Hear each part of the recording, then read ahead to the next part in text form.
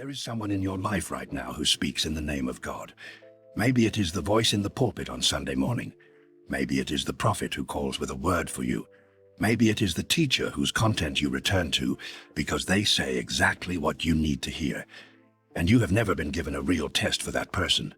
Solomon had one. He built it into the wisdom tradition 3,000 years ago, encoded in Proverbs and Ecclesiastes, in the account of his own life in 1 Kings. And he did not build it as a theologian, writing from a position of safety. He built it from inside the wreckage of his own destruction. This is what no one tells you about Solomon's warnings concerning false prophets.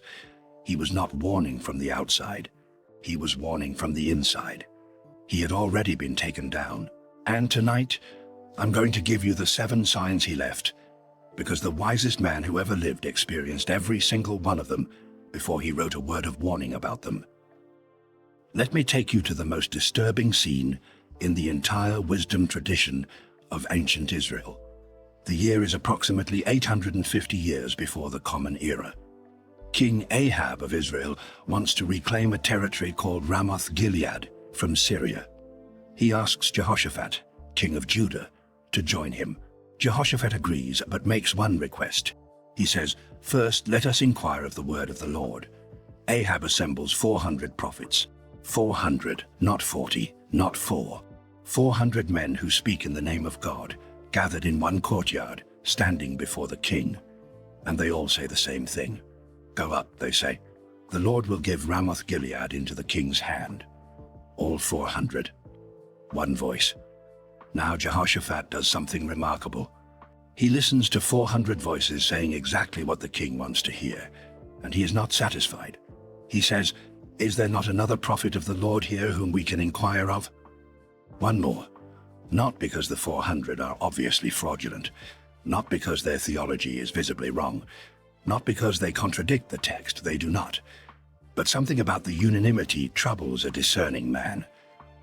400 voices saying the same thing, saying what the king already wants. And Jehoshaphat asks quietly, "Is there not one more?" Ahab knows the answer. He says, "There is still one man through whom we can inquire of the Lord. But I hate him, because he never prophesies anything good about me, but always bad. He is Micaiah, son of Imlah." The king knows his name. He knows his record. He knows that Micaiah has never, not once, delivered approval into the king's ear. This is the detail I want you to sit with. Ahab does not say, "I have never heard of this man." He cannot avoid knowing him. He has been unable to escape him. He knows exactly who Micaiah is, because Micaiah always tells him the truth. Micaiah is brought in. He speaks. He tells the king what the 400 would never say. The king will not return from Ramoth-Gilead alive. He describes a vision, a lying spirit sent into the mouths of 400 prophets, a military campaign ending in disaster. Ahab puts Micaiah in prison on bread and water. He goes to Ramoth-Gilead. He dies. Micaiah was right. The 400 were not. And here is the question that has stayed with me in 30 years of working through this passage. Ahab already knew. Before the inquiry began, he knew which voice would tell him the truth. He assembled the 400 anyway. He put the truth-teller in prison anyway. He went to the battlefield anyway. Because comfort is more powerful than truth when you are already committed to a decision. The Quran records this same principle in Surah 26, verses 221 through 222. "Shall I inform you on whom the devils descend? They descend on every sinful liar." Sinful liar. Not someone who stands up and announces their deception. Someone who speaks spiritual content, fervently, convincingly in a religious register. And at the center of it, a lie they may have told so many times they no longer recognize it as one. The 400 in 1 Kings 22 were not lying for money. They were not consciously deceiving Ahab. They had gradually, over years, become voices shaped by the preferences of those who sustained them. That is the mechanism Solomon documented, not the obvious fraud. The voice that has, over time, learned what the powerful want to hear and begun to believe it. Now I need to show you something that changes how you read everything that follows. Solomon did not write his warnings about false prophets as a sage observing the spiritual landscape from a comfortable elevation. He wrote them from the bottom of a hole he had dug for himself. 1 Kings chapter 11 verse 4. When Solomon was old, his wives turned his heart after other gods, and his heart was not fully devoted to the Lord his God, as the heart of David his father had been. The man who built the temple, the man who summoned wisdom and received it, the man who wrote Proverbs and Ecclesiastes and the Song of Songs, the man of whom Scripture says no one before or after would possess his understanding, destroyed, not by an enemy army, not by a political coup, not by an obvious spiritual adversary standing at the gate, by spiritual influence that came through the people he loved most. And it did not happen in a single moment of dramatic failure. The text says, when Solomon was old. This was decades in the making. He did not fall, he drifted. Gradual compromise, trusted insiders, incremental misalignment from the people already inside the household. And the 7 signs he encoded in Proverbs and Ecclesiastes are not abstract theological categories. They are a forensic examination of his own experience. He had lived through each one. He is writing from inside the wreckage. And that is what gives the test its precision. This is not a list composed by a man who escaped. This is a list composed by the man who was taken down, who looked back and saw every mechanism clearly, and wrote them down so that you would have what he failed to use in time. Sign 1. They always agree with whoever holds the power. Proverbs chapter 26, verses 23 through 28. Like glaze covering an earthen vessel, are fervent lips with an evil heart. Though his hatred is covered with deception, his wickedness will be exposed in the assembly. Fervent lips, religious intensity, spiritual speech, over something that does not hold underneath. The specific diagnostic Solomon is pointing to is this. Observe what the prophet does when he must choose between truth and the approval of a powerful person in the room. The 400 in 1 Kings 22 were not lying for money. They had simply learned over years of ministry that difficult words cost them access. And so the spiritual content they produced had slowly aligned itself with the preferences of the throne. The test is simple. Watch the prophet when a wealthy member disagrees with him. Watch whether the message shifts when a prominent person is present versus absent. Watch what happens to the content when the most powerful person in the room is also the most fragile.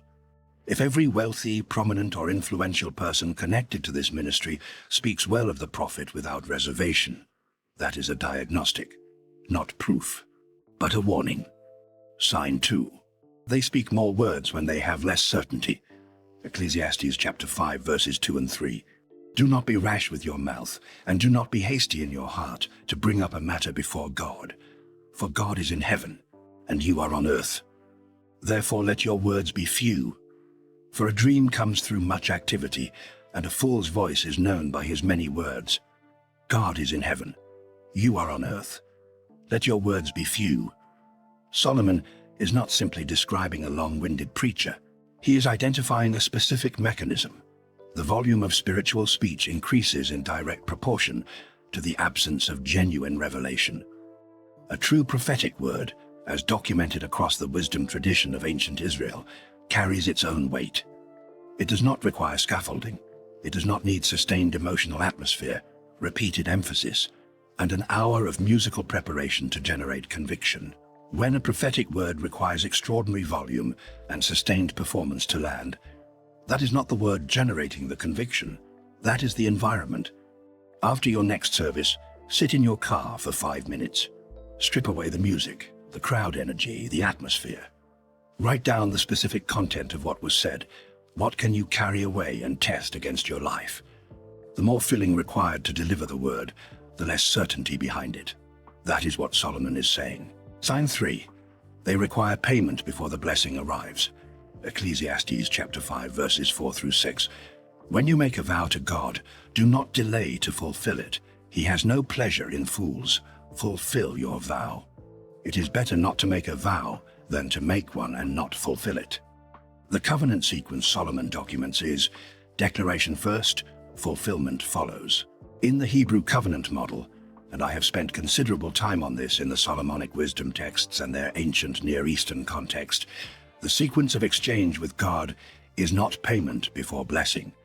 It is blessing comes, response follows.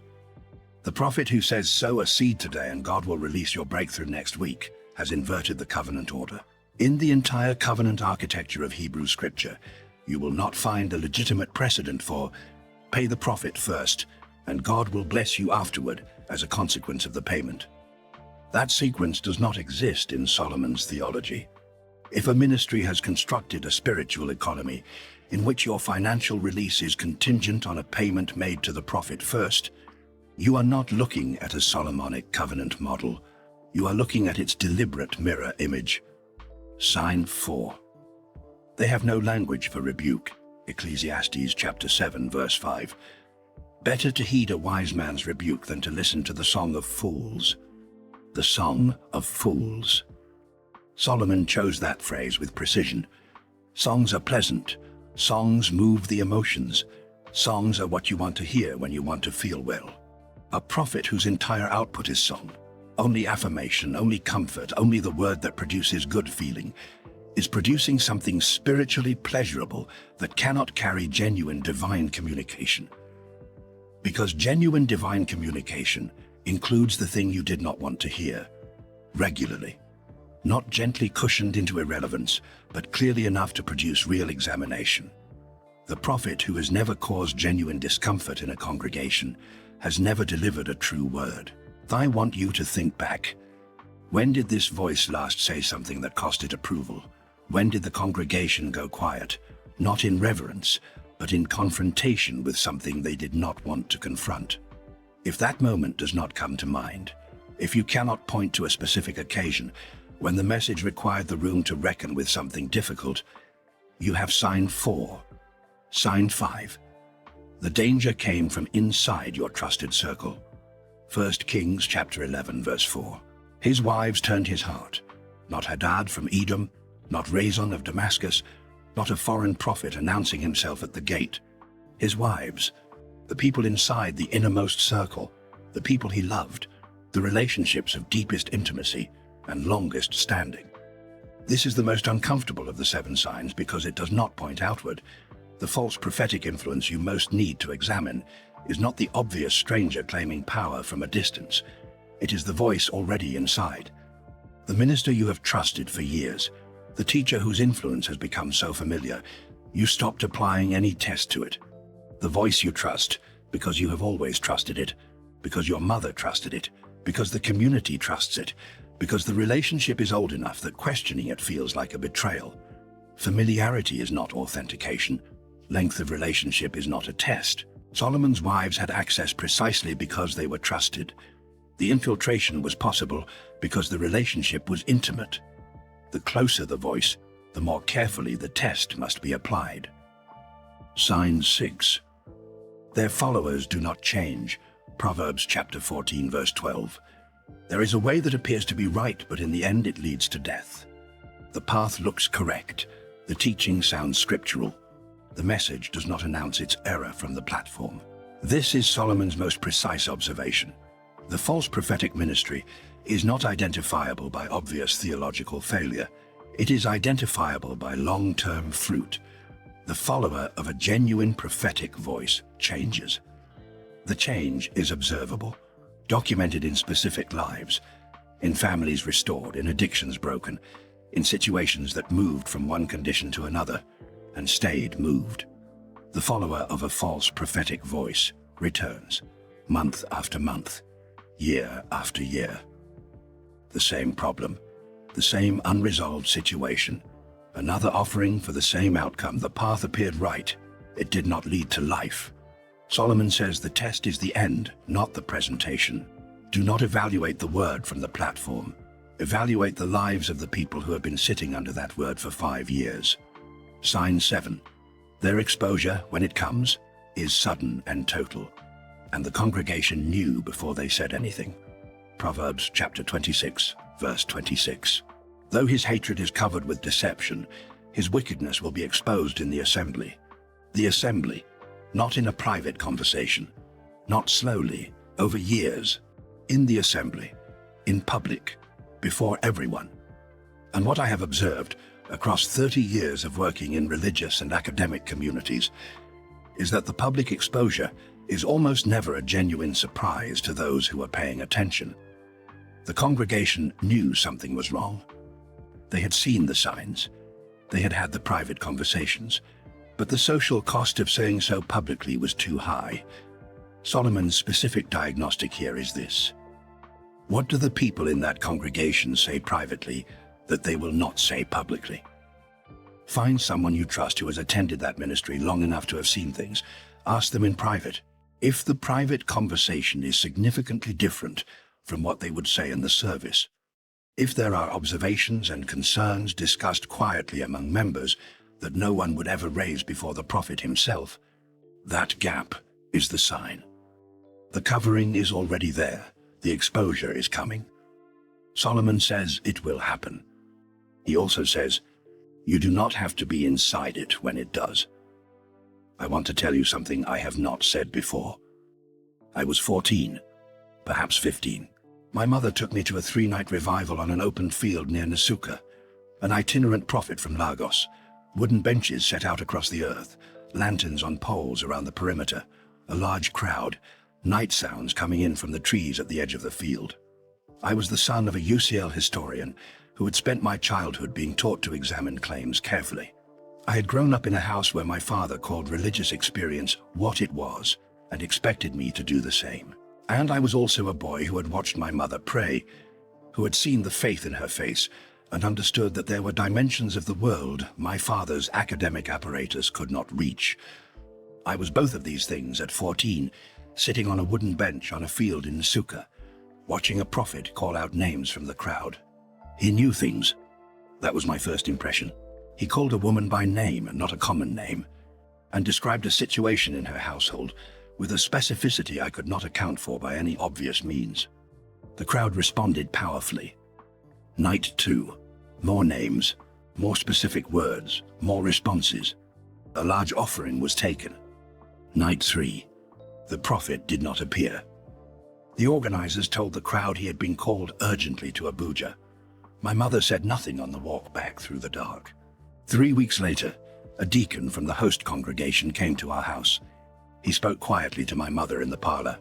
I was in the hallway. I could hear enough. The prophet had paid a local man to move through the community in the week before the crusade. Door to door, visiting, talking, gathering names, family situations, specific household circumstances. The prophetic words had been fieldwork, not revelation. I went to my room. I sat on the edge of the bed. Later, I went to find my mother. She was in the kitchen. She did not seem particularly shaken. I asked her, "Mama, how do you know a real prophet?" She thought for a long time before she answered. Then she said something to me in Igbo. I will give you the meaning rather than the literal words, because the meaning was what she intended. She said, you watch them next to someone they cannot please. If they still speak the truth, then, in that moment with nothing to gain from telling it, they are real. If they go silent, or if they change what they say, you have your answer. I was 14. I thought it was the wisdom of a woman who had seen too much spiritual theater to be easily impressed by it. I carried it without knowing what I was carrying. More than 20 years later, I was in my mid-30s at SOS, working on a paper on prophetic conflict in the Deuteronomistic history, the extended narrative running from 1 Samuel through 2 Kings. I was working through 1 Kings 22. Ahab assembles 400 prophets, they all agree. Jehoshaphat asks for one more. Micaiah is brought in, and I stopped at the detail I had moved past many times before. Ahab knows Micaiah, not vaguely. He says, there is still one man through whom we can inquire of the Lord, but I hate him because he never prophesies anything good about me, but always bad. He knows which voice will speak the truth in front of the king, with no approval to gain from it. He knows Micaiah will not change what he says based on who is listening. He knows the test, and he refuses to let it determine his decision. I put the paper down. I wrote 3 words in the margin of my notebook. Mother knew this.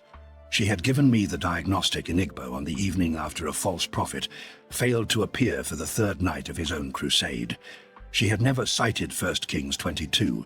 She had never said the name Micaiah, She had never told me chapter and verse, but she had transmitted the test, watch them next to someone they cannot please. Jehoshaphat applied it when he asked for one more prophet. Ahab knew the answer before he asked the question, and Solomon encoded it across 3 different books of wisdom writing in the years after his own wives had used his trust against him. She had it from her mother, who had it from someone before that. The test survived because it works. Grace, I want to speak to you now. You have sat in services where a prophet called out names and described situations and the crowd responded powerfully. You have given money you could not afford because the prophet said God required it. You have watched someone you respected turn out to be something else. And you have been given almost no tools for the moment when you are sitting in a service and something in you says, "Is this real?" Solomon left you 7 of them, not to make every spiritual relationship a forensic exercise, not to create suspicion where there should be faith, but to give you the test he built from inside his own wreckage. Here is what to do this Sunday. You do not need to leave your church. You do not need to announce anything. You do not need to confront anyone. You need to watch. First thing, observe the prophet next to someone he cannot please. Watch whether the word changes based on who is present. Watch whether the message accommodates the preferences of the powerful. The test requires only your eyes and a Sunday morning. Second, after the service, write down the specific content, stripped of atmosphere, of music, of crowd energy. What was actually said? What can you carry away and test against your life? If the content cannot survive the removal of the atmosphere, note it. Third, look at the sequence. Anytime a financial commitment is connected to a promised spiritual outcome, note the order. Payment before blessing is not the covenant model Solomon documented. It is its inversion. Fourth, ask yourself when this voice last made the room uncomfortable, not in reverence, in genuine reckoning with something the congregation did not want to face. If you cannot answer that question with a specific occasion, you have Solomon's 4th sign. Fifth, examine the voices already inside the circle, not the stranger at the gate, the trusted relationship of long standing. Apply the same test to the voice closest to your ear. Sixth, look at the 5-year fruit, not the platform, the people. Are they changing? Or are they returning again and again with the same problems, the same needs, still paying for the same outcomes? Seventh, find someone who has been in that ministry long enough to have seen things and ask them privately what they would not say in the service. The gap between those 2 answers is where sign 7 lives. I want to close with something that has stayed with me since I first understood what 1 Kings 11 was really saying. Solomon did not fail because he was inattentive. He was the most attentive person in the ancient world. He failed because he stopped testing. The people who turned his heart were inside the circle. They were trusted. They were loved. They had access because he had given them access over years through intimacy and the rigor he applied to the strangers at the gate. He never thought to apply to the people already at the table. He wrote the test after he had experienced every sign of it from the wrong side. He wrote it so that you would not need to experience what he experienced before you understood what was happening to you. The wisest man who ever lived was spiritually deceived, not quickly, not obviously, slowly, subtly, from inside the household. He left you the test so that when you sit across from the voice you have trusted, the one in the pulpit, the one with the word, the one who has been speaking into your life, you would have something in your hand that he did not use until it was too late. My mother gave me part of it in a kitchen in Nsukka when I was 14. She gave it to me in Igbo, without a chapter reference, without knowing she was transmitting something Solomon had written 3,000 years before she was born. She gave me the core of sign 1. Watch them next to someone they cannot please. That is the test. She was right. Jehoshaphat was right to ask for one more prophet. And you are right to ask the question you have been carrying. Use the test this Sunday. Not loudly, not dramatically. Quietly in your seat. Watch. Solomon already built the diagnostic. He built it at the cost of everything he had. He left it so that cost would not be yours.